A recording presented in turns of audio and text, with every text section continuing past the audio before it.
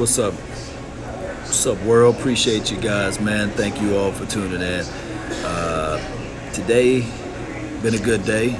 Got a chance to just relax. No practice today, so tomorrow I'll be back at it. Be highly loaded, rested up. You guys know how that go, right? It's been good. Good camp. I did a video on Colin Cowherd talking about our Cowboys. Now he finally see the light with Dak Prescott. He finally see the light. That's good. Appreciate you guys, man. One day at a time, one movement at a time.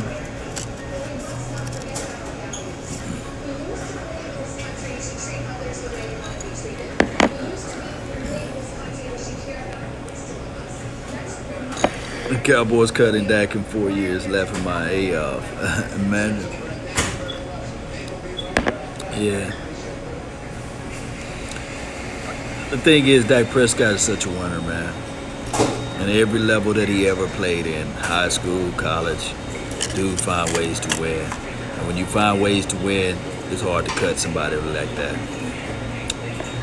It's just so hard to do something like that. And going through the situations of 2017, 18, and now, looking good. My thing is with Ezekiel Elliott, they gave him an offer, they gave him a contract. We've been going back and forth saying that this team is the best team we've seen in a long time, especially as it relates to wide receiver core, the front four on the defensive front as well. So for Ezekiel Elliott to say, hey, I want more money, or whatever the money that, I don't know the contract that they presented to him, but he said that he don't like it. Look, I want team players, man. Amari Cooper, he's out there playing for peanuts right now, because if he goes down, he don't have no contract. Dak Prescott is in the same wheelhouse. I'm for real. I can't make this stuff up, Cowboy Nation. What's up, Fresh? What's up? What's up, Kaylin? Appreciate you. The boys, let me wave at y'all, man. Yeah. Everything's Gucci. Who's it, 31? Everything's Gucci. Yeah. Dak is just a professional.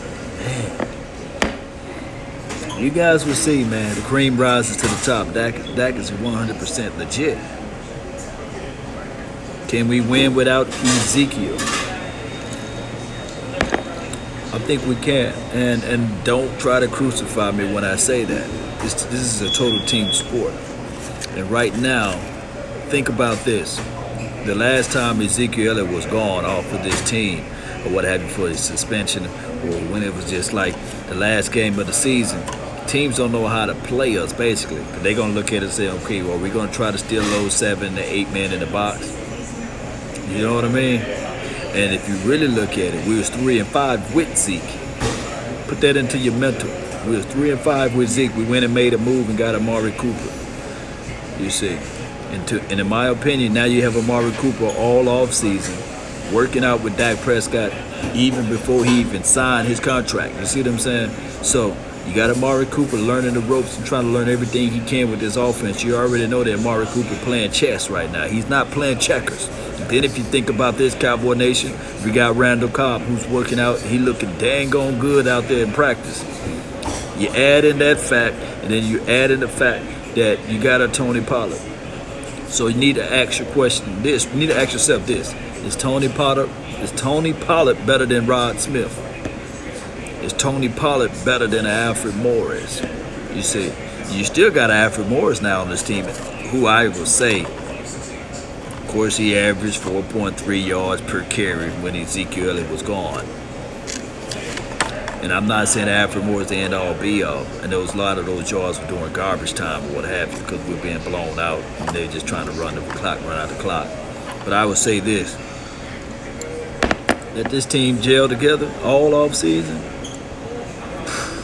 You guys will see it different. And then Dak Prescott is more knowledgeable of the game since 2017. Or more knowledgeable of the game since last year. So you got to add all of those puzzles and pieces together. Kellen Moore will change his offense. Drummer, yeah, he will.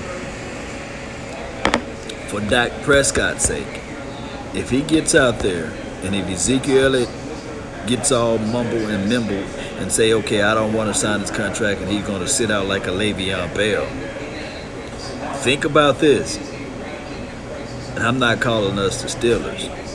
But when they were running that other, what's that running back that played in and stepped in after Le'Veon Bell sat out? Put his name down. I think his name is Connor as well. They didn't miss a beat. And I'm not calling us the Steelers.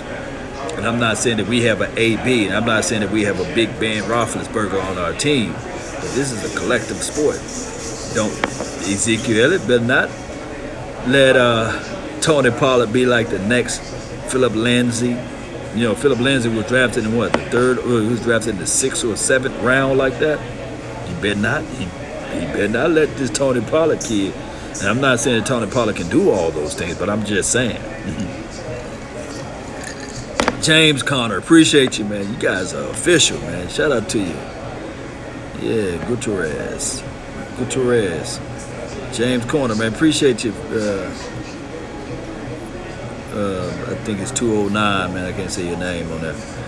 Yeah, appreciate you guys, man, with all the knowledge and information for the nation. I'm just saying.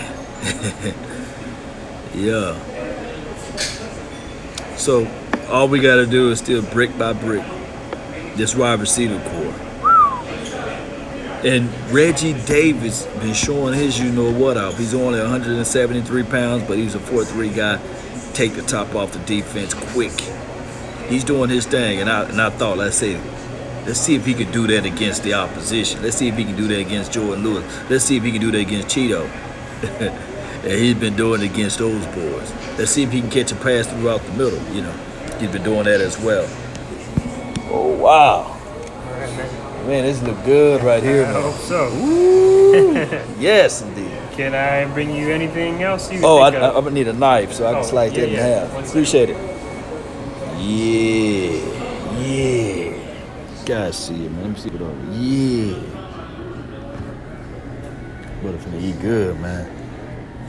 Thank you so much, man. Yeah, you're welcome. Enjoy. Appreciate you. Thank you. You the real MVP. Yes, indeed. I'm finna get inside this thing. Yeah. That bread look dark, but it's soft. You know, it's that soft bread. See, what I do with mine is I cut this thing right down the middle.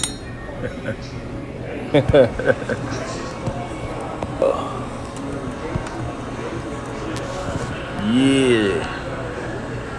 That thing finna be good, man.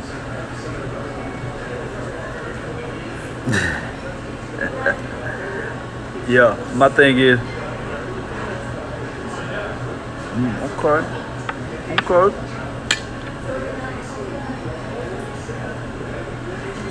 Got a little ranch dressing right here. Don't tell nobody I eat. I eat French fries with ranch dressing. Make the beard hair grow.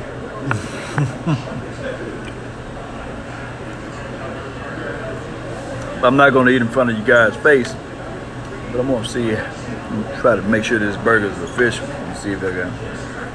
Ooh, the soft bread. I got to always cut my burger in half, man. That way, less fight, especially for those with the beard gang. You know how they go. You know, just cut that thing in half, man. Cut it in half.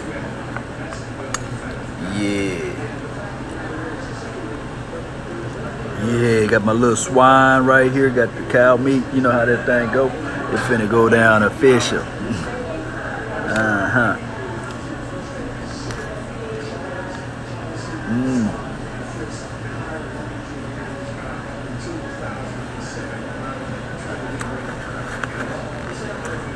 Oh, you eat ranch on your pieces? That's pretty good. That's pretty dope too. Ranch on French fries, go hard. Hidden secret.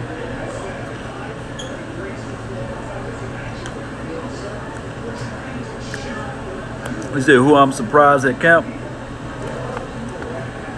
I'm surprised at Reggie Davis.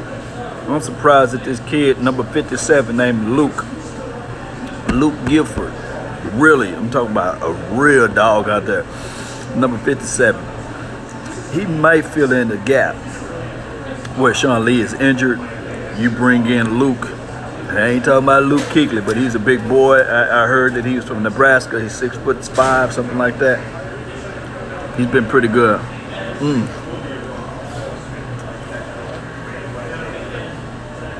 Yeah.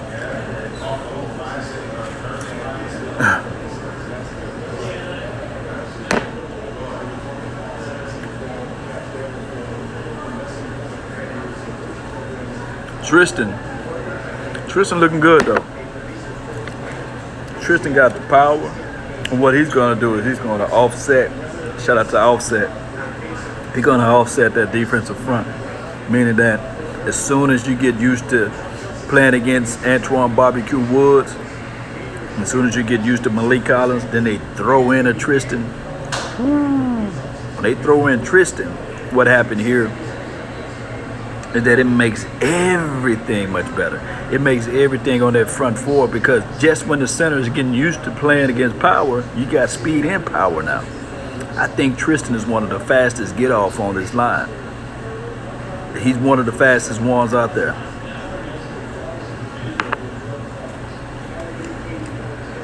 Offensive line, I haven't looked too much at the offensive line for the main fact, this is why I didn't look at the offensive line. And fries are hot too. Hot. We might look at the offensive line because they be on the other side, they be on the corner side of the field. And I'd be like, man, it's not a good angle with my camera and stuff.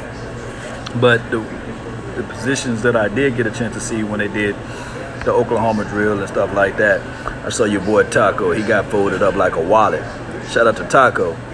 But Taco gonna have to really work on some of his strength. Taco got speed. He don't have bend, but Taco just need to work on some power. Cause that spin move only works so many times, man. Let's go.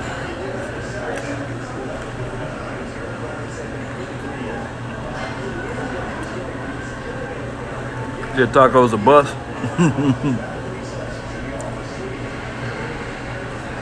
I just think that Taco is actually in reality, I just think that Taco is a left defensive end. And when they throw him on the right side, it's just kind of like you just trying to, if you're right-handed and they're trying to put you in the left hand, you know, you got to do left-handed activities, it's not going to work out for you. But to counter my argument with myself, this Dorrance Armstrong, number 92. Number 92 been doing his thing. I can't complain about number 92. He's been doing his thing, Cowboy Nation.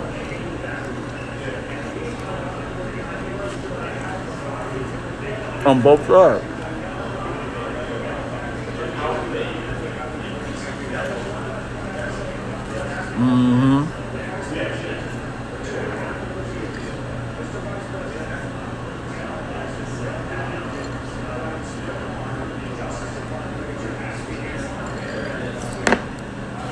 Number 92 been doing his deal on both sides of the ball. So when I look at number 92, PA, Dorrance Armstrong, I'm sitting there like, well, if he can do it, and he's not even a first-round draft pick and Taco K, that's the conundrum right there. One is able to do it and the other is not. So now we're having a little issue with that.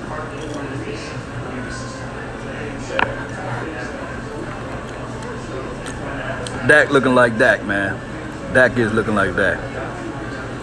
Dak never been a practice guy, but I can say that this year he's been making his throws. He's been better with his deep ball accuracy, going through his progressions a whole lot better. And when he threw those 2 interceptions the other day, shout out to Jeff Heath and shout out to my boy Xavier Woods. He got back out there and he was like, look, I want to push this ball back down the field. And that's what you want out of a young quarterback, is to, after they make their interceptions, after they make their mistakes, for them to get back out there and forget. And that's what Dak Prescott was able to do.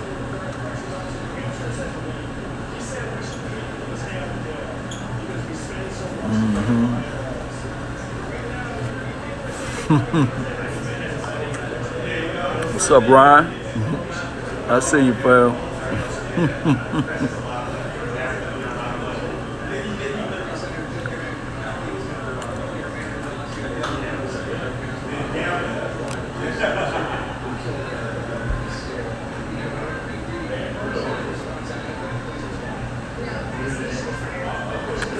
Now, here's the thing with Michael Thomas and his whole situation. Oh, good right here. Beef fries, man. Woo. Beef fries still hot. I ain't talking about like coming off the grease hot. You know how them fries be hot, so you try to talk. You burning the top of your mouth. But you want to be real with it because you want to taste it while it's hot like that. You don't want to eat no cold fries. They good too. Man, they good. All right, so we're talking about the Michael Thomas contract. The market is now reset. Michael Thomas set the market at $20 million. It's a $100 million contract with $61 million guaranteed. Pretty much, that'd probably be his last contract with the Saints because when he turned 30, because he's already 26, so he's going to be like 31 when the contract is expired. And they front load most of that money, so I don't think that he's going to see the life of that contract because really, in reality, and all the Saints fans that's real, there's going to be a real deal about it. They can say that Drew Brees is a part of that. Law, do you have any information for the nation on that? What did Jimmy Smith do after Drew Brees? I'll wait. What did the other guy, I forgot his name, Colton or something like that? Without Drew Brees, them guys disappeared. And that's the story of a different day. So what's going to happen now is Amari Cooper's contract is going to be more in lines with Julio Jones. Julio Jones is going to get his another contract. It's going to be a less amount of years, but you may see a contract that's going to put Julio Jones in the likings of what, 18, maybe 19 million. And your boy, Amari Cooper, is going to get anywhere from 17 to 18 million. And Amari Cooper is younger than both of those boys. So I'm looking at Amari Cooper for maybe a 4 to 5 year contract. Out of that guaranteed money, it's going to be anywhere from 50 to 55 million. That's going to be Amari Cooper's contract. For real.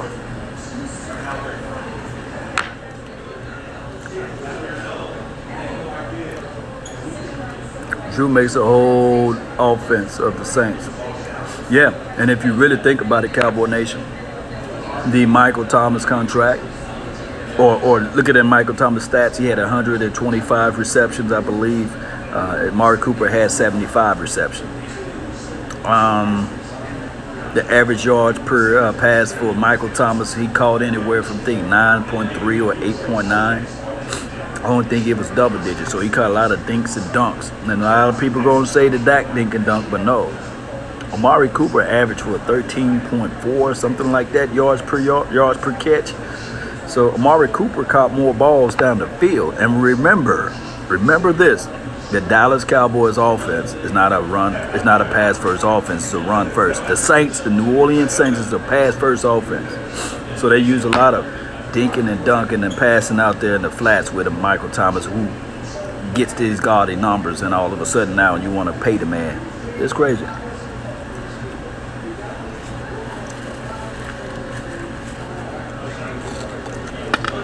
Yeah.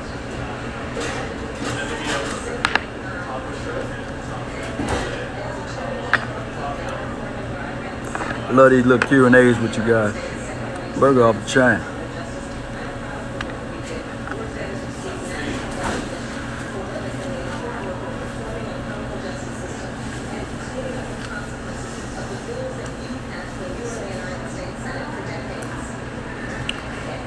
I'll be at camp for 2 days. 2 more days.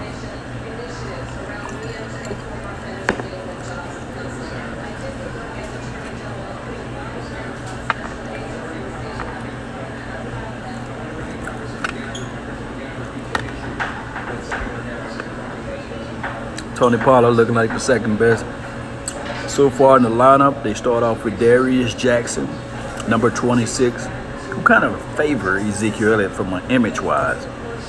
And then coming second will be Tony Pollard. And then third out of the rotation is Mike Weber. And then fourth out of the rotation is number 46. I think his last name is Chon. And then I don't know how next week or this week if they're going to put in Alfred Morris. Alfred Morris will be wearing, I believe, number 23. So tomorrow, I'm going to be looking out there on the field. If I see the white jersey with number 23, then I know that for sure that that's Alfred Morris.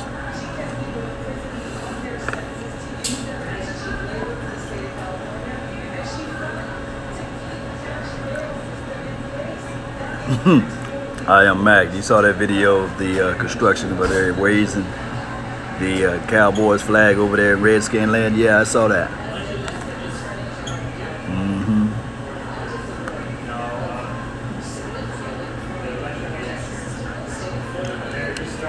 Well,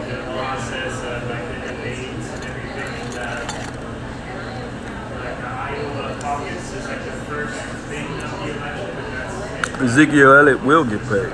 I believe Ezekiel Elliott will sign the contract. I believe that Ezekiel Elliott will get paid before August the 6th.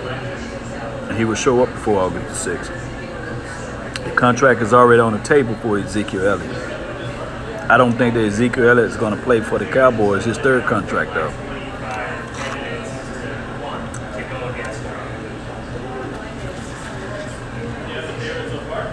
They put the money. Drummer, where they put the money. They put the money in Ezekiel Elliott's hand. It's up to him to accept.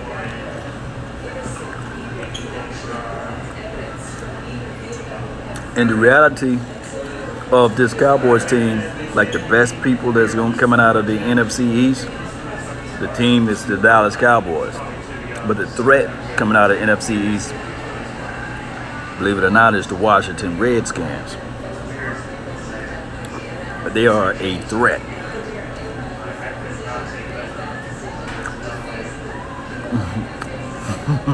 They good too, man. It's good too, Mac. Yeah, Mac. Yeah.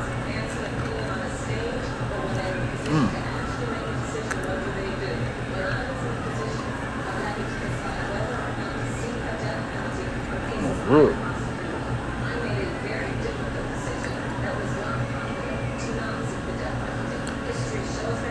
Skin look better on paper. Skins is all up to that quarterback. Look, I can tell you right now, the Skins, they got a good running back core, decent offensive line. Then on top of that, if you think about it, the wide receivers and the tight ends, they looking good. And I'm not even talking about the defense side right now. You got those Bama boys. And I'm going to knock on some wood because I don't want injuries to occur to nobody. But it was a blessing in disguise for us, for Reuben Foster to go down. They had the sweat kid from Mississippi State, Hale State, shout out to Mississippi State. And they had those Bama boys inside. And got one of the fastest linebackers from the draft. So it's looking pretty good for them. Fabian Monroe, he's good too. Landon Collins, we can laugh all you want on Landon Collins, but he's good against the run. Real talk. Yeah. So you gotta look at all those things. It's good when you dip your hamburger in ketchup, and still eat it. I don't eat that much ketchup, but every now and then you want to reserve the flavoring for the day, right?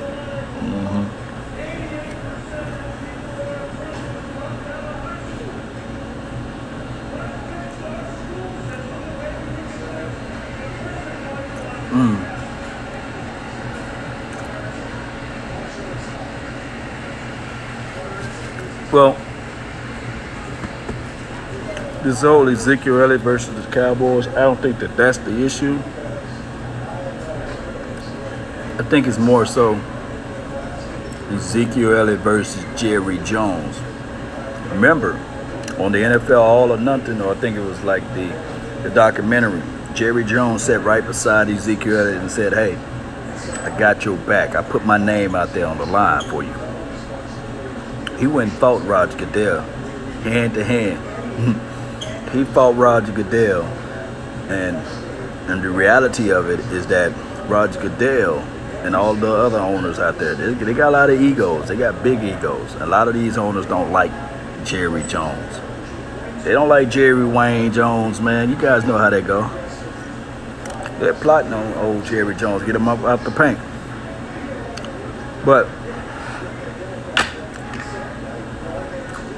you guys know how this thing go, Cowboy Nation.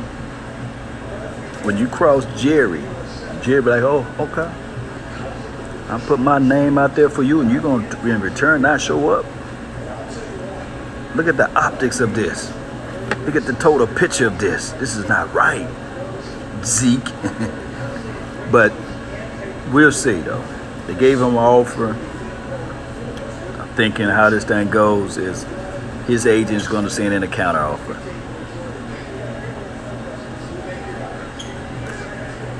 Or they can do this. They can do this right here, Cowboy Nation.